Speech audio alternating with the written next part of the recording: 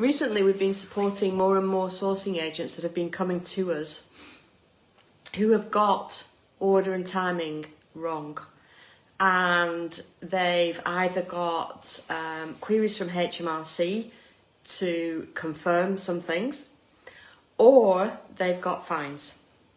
Now, in order for you not to get a fine, you need to understand the order and the timing. So what is it around? It's around the setup, the initial setup of your business. So a lot of the time when you attend courses, to get the momentum going, they tell you to set up your limited company and register it with Companies House and maybe set up a bank account. However, the problem with that is if you don't have the cash to do everything else immediately after, you've got a problem. Because the timing is key for HMRC. If you leave it a few months, and some people have left it 18 months or 2 years to register with HMRC, they are checking Companies House and issuing fines. Yes, issuing fines. The largest I've seen for this was 1,700. It doesn't matter that you're not trading. Please understand that. I get people saying, I'm not trading, I'm still setting up. It doesn't matter. Legally, in HMRC's eyes, you have to have everything in place. So, order and timing is key. Timing is this. If you can't afford to do everything, do nothing.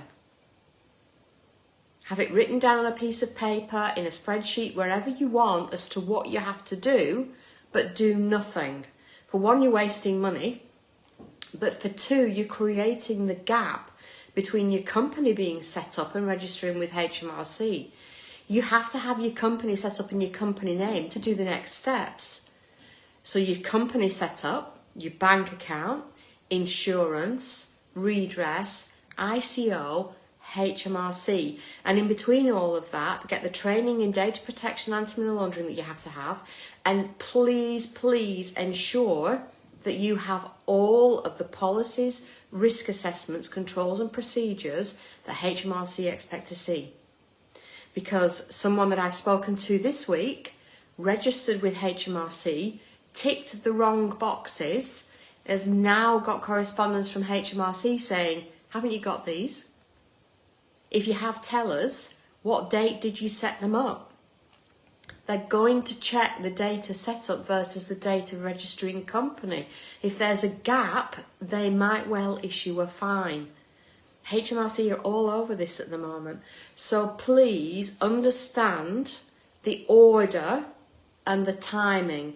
And if you can't afford to do all of your compliance in one go, and I mean everything, I mean registering your company, I mean your insurance, I mean redress, I mean ICO, I mean HMRC registration, and I mean the legally required training in data protection and anti-money laundering, and those key documents.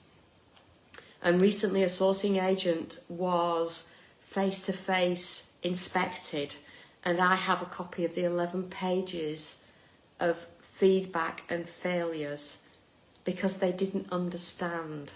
But HMRC don't care that you don't understand.